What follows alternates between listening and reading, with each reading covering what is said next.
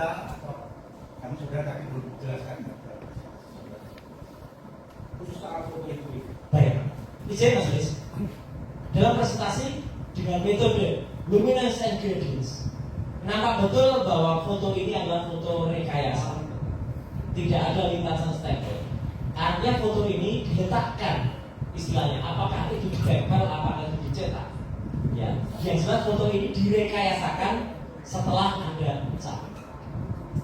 Jadi artinya ini bukan foto asli. Dan izin Mas Lis, saya juga perlu menyampaikan, saya pernah ditunjukkan oleh Polda Metro Jaya sebuah bukti yang katanya itu asli, tapi sependek pengetahuan saya soal fotografi lebih dari 40 tahun yang lalu. Karena saya dulu sejak SMP, saya sejak sekolah menengah pertama, misalnya dulu, saya sudah tukang cetak foto, pakai kamar gelap, pakai enlarging, pakai developer, pakai fixer. Kita bisa melihat kualitas foto. Apakah itu foto asli yang dicetak dengan menggunakan teknologi di tahun ini, kan teknologi tahun 85, tapi kualitas tahun 2000-an sangat detail, sangat kontras. Tidak pernah ada foto tahun 85 dengan kontrasan itu.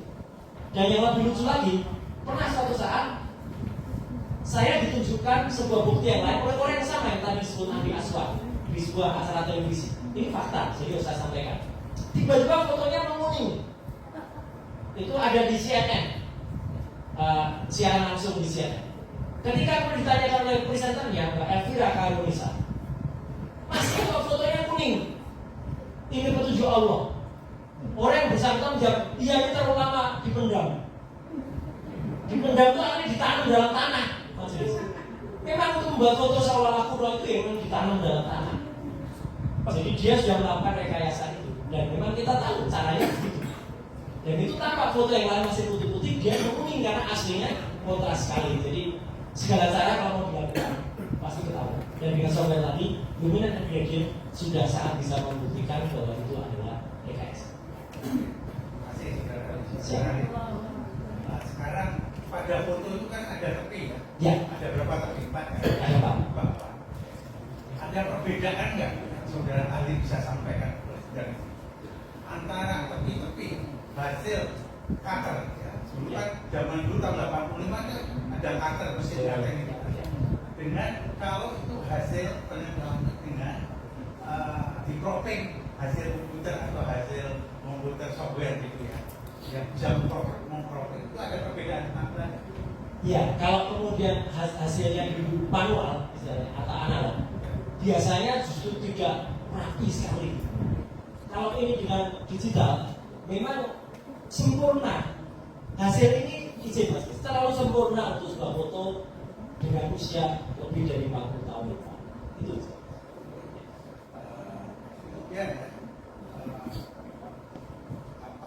dalam salah satu panggilan saudara mengatakan mengedit. Apa yang dimaksud mengedit? Itu tadi yang saya sampaikan, Mas Yus. Ketika saya disebut mengedit-edit, sama sekali tidak. Apa yang kami lakukan itu menganalisis. Misalnya ada plat nomor motor pejahat yang tidak kelihatan, kemudian saya besarkan sehingga menjadi kelihatan. Hasil foto-foto dari kamera pada penganiayaan yang dulu dilakukan oleh anak buah Marcella Zalianti di Hotel Ibis Sleepy yang hilang tadinya, kemudian muncul kembali. Apakah itu saya merekayasa memunculkan itu? Tidak. Aslinya memang ada, dihilangkan oleh orang, saya munculkan kembali. Jadi kalau kemudian saya malah dituduh melakukan rekayasa, izin majelis, itu aneh. Jadi saya tidak melakukan editing apapun. Justru saya melakukan analisis untuk membuktikan bahwa ini ijazahnya 99,9% palsu. Mengedit itu begini. Misalnya ada kata, misalnya tulisan saya adalah Roy Suryo. Kalau kemudian saya adalah Roy Suryo, tadinya mengucapkannya depannya kosong, saya adalah Roy Suryo, kemudian jadi saya adalah Roy Suryo. Itu tidak baik. Kalau mengedit, saya adalah Roy Suryo, jadi saya Roy Suryo. Adalah hilang. Apalagi saya Roy Suryo adalah. Nah, itu kalau suara. Tetapi kalau gambar, ada yang tadinya tidak berada di situ, ditempelkan di situ. Itu namanya mengedit. Misalnya pada foto ini, ya, kalau yang dilakukan seseorang, entah siapa, mungkin ini ada sebuah pas foto milik orang lain, kita tidak tahu siapa, kemudian ditempelkan pada lembar ini, sehingga hasilnya adalah pas foto itu malah menutupi catnya. Itulah mengedit. Yang banyak adalah kalau tadi kan saudara ahli menerangkan soal apa itu embos dan sebagainya, ada watermark dan sebagainya. Jadi kalau saudara ahli juga sering mendengar bahwa objek miliknya saudara itu adalah, yang ini saya tanyakan adalah apakah kalau sebuah dokumen asli itu difotokopi dan aslinya ada embosnya, apakah juga terdeteksi pada hasil fotokopi itu? Sepanjang yang difotokopi itu adalah ijazah yang asli, bukan yang kopi, maka itu akan masih nampak yang namanya watermark. Meskipun embosnya mungkin sudah sedikit tidak kelihatan, tapi watermarknya masih nampak. Sekarang yang saudara lihat pada spesimen, Ya, saudara melihat tidak adanya embos ataupun tidak. Saya tidak melihat adanya embos dan tidak melihat adanya watermark. Izin sedikit saja. Saya punya ijazah saya fotokopi ini bukan scan. Masih ada. Masih ada. Dengan kasat mata itu masih nampak. Embosnya juga masih nampak. Meskipun hanya tampak ujung atasnya. Ya. Ini ijazah saya sendiri. Dalam pada persidangan yang lalu, ya, sebelum ini ya, Pak Rujito sebagai saksi fakta di sini kan membawa ijazah asli. Betul. Ya, kemudian dia melakukan penyinaran hingga ada hologramnya. Nah, apakah saudara bisa mendeteksi juga adanya hal yang sama pada spesimen P7? Baik. Pada spesimen P7 jangankan hologram, watermark dan embos saja tidak muncul. Majelis, saya harus objektif. Bahkan pada scan yang saya lakukan pada ijazahnya almarhum Bapak Rubianto, scanner saja tidak bisa menangkap hologram, karena hologram itu hanya tapak mata dan di center, dan dia kalau di scan itu menjadi hitam. Saya objektif, kalau iya saya katakan iya, kalau tidak. Pada scan itu pun tidak nampak hologram. Scan hanya bisa menampakkan watermark dan embos. Tapi scan saya yang saya scan diberikan itu adalah scan asli dari ijazah yang dibawa oleh Pak Yusuf. Jadi saya katakan ahli bisa saja salah, tapi ahli nggak boleh bohong. Jadi kalau nggak ada di situ pun nggak ada. Hologram adalah teknik yang sangat canggih, yang itu makanya digunakan sebagai pengaman, sangat canggih. Sehingga kalau kita punya uang palsu, warna-warnanya sama stiker atau hologram watermark Bank Indonesia masih ada. Tapi hologram yang pada uang asli, kalau itu hanya hasil scan printing, tidak ada. Jadi itu hologram saja. Berarti ahli kan sudah. Apalagi di sini tidak ada. Berarti saudara ahli telah menerangkan mengenai lintasan stempel tadi. Betul. Ini lebih mendalam mengenai kontinuitas garis stempel itu. Ya. Bagaimana penglihatan saudara ahli? Jelas dengan kasat mata saja sudah jelas ini terputus. Stempelnya terputus, seolah-olah dia terputus pada jas yang digunakan oleh orang yang ada atau foto yang ada pada ijazah. Padahal seharusnya kalau ada ijazahnya almarhum Bapak Rubianto pada ijazah saya, jelas betul lintasan stempelnya itu ada, dan itu nggak boleh terputus, dan itu akan nampak pada uji luminance gradients yang tadi sudah saya presentasikan. Terputus juga dia. Jadi memang betul bahwa ini pas fotonya di atas cap, artinya pas fotonya menutupi cap, dan cap itu terputus pada tepat pada jasnya foto yang tadi. Jadi soal Baik. Saudara Ali telah menerangkan tadi sedikit menyinggung atau di awal kami sudah mengatakan tentang face comparison. Ya. Dan recognition. Ya, face comparison. Apakah saudara Ali pernah melakukan penelitian Ya. dengan wajahnya siapa yang saudara compare? Baik, mohon izin Mas Yus, memang tidak ada dalam presentasi karena waktu itu saya menguji apakah masa lalu saya sama dengan foto di ijazah saya sama dengan saya. Dan itu ada software namanya Face Recognizer. Face Recognizer sesuai dengan namanya adalah untuk mengenal wajah. Secara gampang kita bisa membuktikannya di stasiun kereta api atau di bandara sekarang untuk memasuki peron. Sekarang tidak perlu lagi menunjukkan macam-macam, kita cukup mengenali wajah dan dia akan menangkap wajah kita dan untuk mengenali. Demikian juga program sama akan mengenali tanda-tanda wajah, baik itu pada orang yang masih muda, sudah remaja, dewasa dan bahkan tua. Dia akan kenal. Dan pada uji yang pernah saya lakukan, dan itu ada dalam buku Jokowi Black Paper. Foto yang ada pada ijazah yang disebut ijazah 1120 ini tidak sama atau mismatch dengan foto seseorang yang kita kenal sebagai Presiden ke-7 Indonesia, Joko Widodo.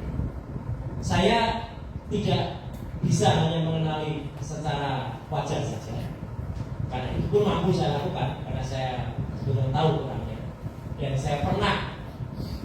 Ini saya katakan aja terus terang, saya pernah mendukung yang bersangkutan, bukan orangnya, tapi mendukung program mobil SMK waktu itu. Saya adalah pengemudi mobil SMK dari Solo sampai ke Jakarta. Saya juga yang membuat SMK itu lulus uji emisi. Saya yang mencari vehicle identification number dari mobil SMK itu. Tapi setelah sampai ke Jakarta, mobil itu hanya yang digunakan di penciptaan saja. Nah, artinya saya kenal betul siapa dia. Tapi saya tidak boleh menggunakan hanya kenal saja. Saya uji pakai face recognition, bahkan face comparison.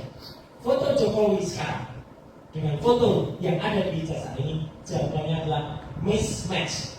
Mismatch artinya tidak cocok. Dengan skala kecocokan hanya sekitar 30 sampai 40%. Saya tidak cocok. Pertanyaan saya ganti pertanyaan. Ya. Foto yang ada pada spasimen P7, Ya. fotonya presiden itu Bukan. makasih. Menurut software, saya pernah menjelaskan ini bukan foto yang dikenal sebagai foto yang disebut sebagai Presiden RI ke-7. Menurut software face recognition dan face analyzer ini tidak sama. Dengan face comparison ini juga tidak cocok dengan sosok yang ada. Seberapa jauh menurut saudara hari itu akurasi dari metode saudara ini? Sangat cocok, sangat akurat. Software ini saya gunakan sudah ratusan kali, lebih dari ratusan orang, termasuk presiden, mantan presiden Gus Dur waktu itu yang saya analisis pakai ini, puluhan anggota DPR, salah seorang bupati Pekalongan pernah saya periksa juga pakai ini, artis tidak terhitung Mas Kris, bahkan ini meneliti video. Salah satu artis yang sangat terkenal sampai di dalam persidangan adalah Pak Bosasto, Luna Maya dan Cutari dengan Arif. Itu saya yang menjadi ahlinya sampai ke persidangan. Lanjutkan ya Ali ya. Cukup tentang foto. Terus sekarang kembali soal spesimen. Saudara Ali tadi di awal menunjukkan adanya spesimen yang ditunjukkan oleh dekan Fakultas Kehutanan Dr. Sigit Sunata. Setelah itu spesimen satu lah ya. Terus kemudian ada spesimen Dian Sandi. Kita sebut spesimen 2. Kemudian ada spesimen 3 yang ditunjukkan saudara hadir kan pada waktu gelar perkara di Baris Krim ya. Tanggal 22 Mei. 22 Mei itu spesimen 3. Terus kemudian spesimen 4 22 Mei saya tidak hadir karena waktu itu hanya wartawan yang hadir. Tapi saya melihat langsung rekaman dan merekam dari semua tayangan TV yang ada. Maaf nanti sekali tidak salah. Oke, saya menuju itu spesimen 3 ya. Ya. Kemudian ada lagi spesimen 4 Ya. di Polda Metro Jaya yang Betul. tanggal 15 Desember itu Ya, saya hadir. ijazah diperlihatkan di Polda ya.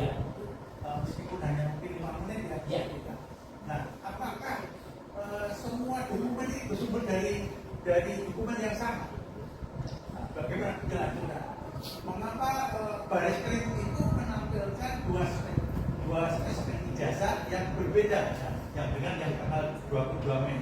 Saudara jelaskan ada 4 spesimen itu, kemudian mungkin saya lanjutkan kalau ada spesimen 5-6 itu yang baru-baru ini diterbitkan oleh KPU Jakarta itu ya, yang tahun 2014 ketika masukkan dari presiden dan 2019 ketika dimasukkan kopi yang sama untuk sebagai syarat menjadi calon presiden.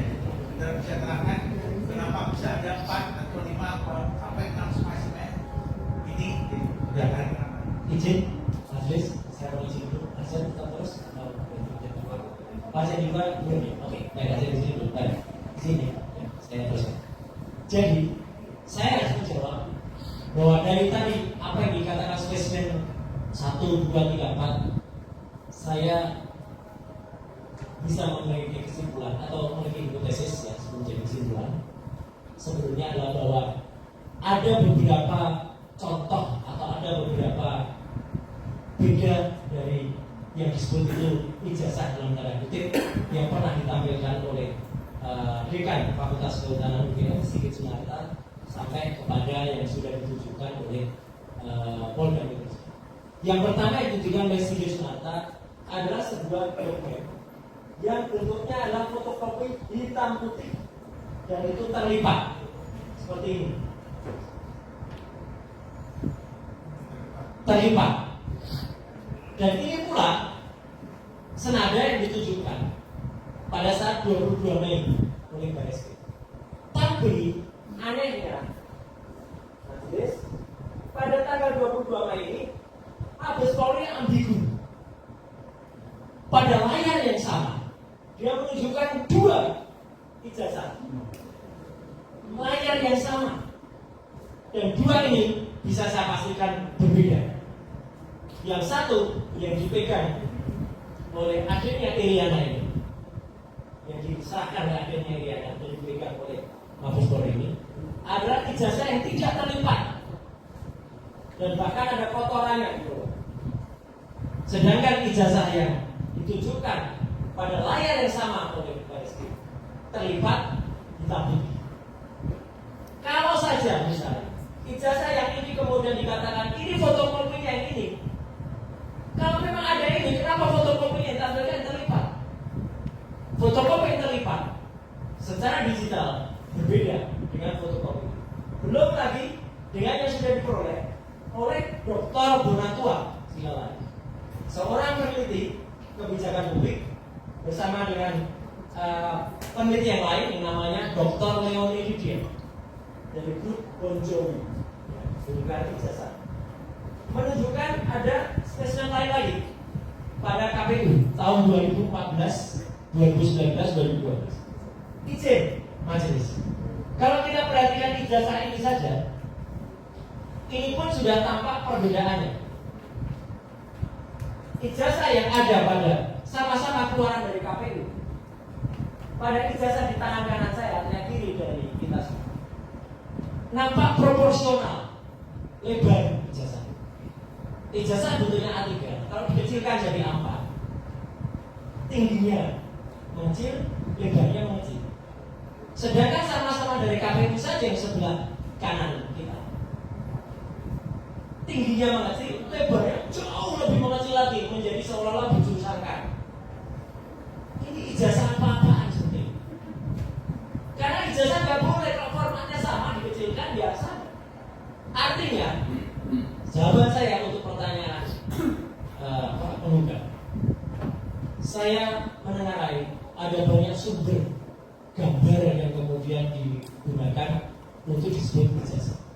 Oleh karena itu, saya berani mengatakan kalau mulai dari spesimen yang tadi disebutkan Sandi, ijazah di FKT atau Fakultas Kehutanan, kemudian yang di Mabes Polri dan Polda Metro saja beda, KPU tahun 2019 dan 2014 saja beda, belum lagi KPU di Solo nanti tahun 2005. Kita tunggu, karena itu sangat menentukan majelis. Karena KPU tahun 2005 tidak mungkin pendatangannya adalah Profesor Dr. Insinyur Muhammad Naim, Karena Prof Naim belum jadi dekan pada tahun 2005. Ini sama lagi nanti dengan Prof Ahmad Sutro yang belum profesor tapi sudah menandatangani tahun 85. Profesornya tahun 85. Nah ini kalau di KPU di Solo nanti tiba-tiba 2005 penandatangannya Prof Naim, nah itu lucu lah.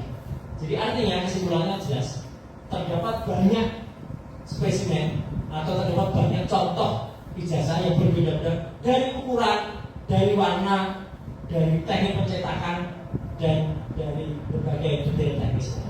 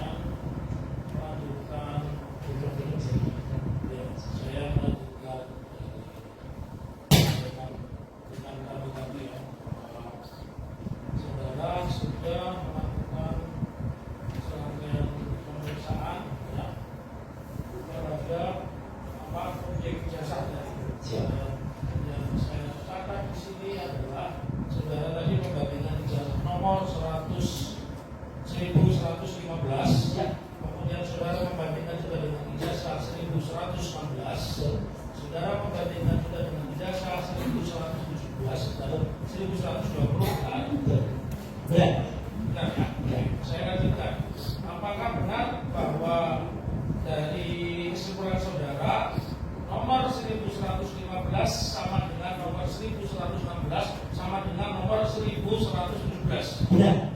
1116 milik Pronojiwo, 1116 milik almarhum Hari Mulyawan, 1117 milik Sri Murti Ningsih, identik, tiga-tiganya sama persis dicetak. Cekat, plek, jibrek kalau kata orang sama persis. Kecuali foto dan namanya. Pertanyaan saya selanjutnya biar diuji, saudara sebagai kan diuji dimaksudnya. Ya. Lalu bagaimana dengan yang 1120? Izin majelis, bagaimana tadi presentasi saya? Ijazah nomor 1120 tidak sama atau tidak identik dengan 3 ijazah pembanding 1115, 1111, 1117. Tidak identik karena meleset bahasa Jawanya bercopot. Dan itu diidentifikasi milik siapa? Milik tertulisnya Joko Widodo. Ya. Saya lanjutkan kembali. Di dalam ilmu forensik pertanyaan, apakah sebuah kondisi yang satu berbeda sendiri ini merupakan anomali yang serius? Serius, sangat serius. Karena tidak mungkin kita mencetak sesuatu yang berbeda kalau bukan pada hari, tanggal, ataupun jam yang berbeda. Saya tadi contohkan dengan harian Solo Pos, Suara Merdeka, KM. Semua sama persis, mau ditempelkan di terawat pasti sama. Kalau ada yang mencorot, berarti itu. Jadi kepakaran saudara kan diuji, bahkan orang menanyakan saudara ini ahli apa, ternyata Anda kan konsisten sebagai telematika. Bahkan SMP pun sudah pernah memproses kamar-kamar. Betul. Kaitan dengan pertanyaan tersebut, apakah secara ilmiah kondisi tersebut tadi dari pertanyaan kami tentang perbedaan tersebut menunjukkan kemungkinan dokumen itu berasal dari proses yang berbeda? Dari proses yang berbeda. Dari proses yang berbeda. Dari proses yang berbeda. Ada yang tidak pada tahun yang sama. Ya. Artinya meskipun itu disebutkan pada tahun yang sama, tetapi dari analisa saudara itu berasal dari proses yang berbeda dan tahun yang berbeda. Tahun berbeda. Izin sedikit. Ya. Ini saya tunjukkan foto tahun 1995. Saya menerima penghargaan juara 1 fotografi nasional dalam bidang postal, penyerahnya adalah Jadi ini adalah contoh saja di mana waktu itu dalam bidang fotografi sudah izin lah, artinya saya bisa motret lah. Betul. Saya lanjutkan kembali ya. Jika saudara sebagai ahli dan tadi kalau tidak salah Arif Rawak Anda juga menguji Luna Maya Waktu itu masih Peter Pan. masih Peter Pan ya. Ini jelas gitu kalau saya jawab mau Ya, kemudian Anda juga menguji Bupati Kalongan. Siap. Nah, Ini ada kita apa Pak? siap.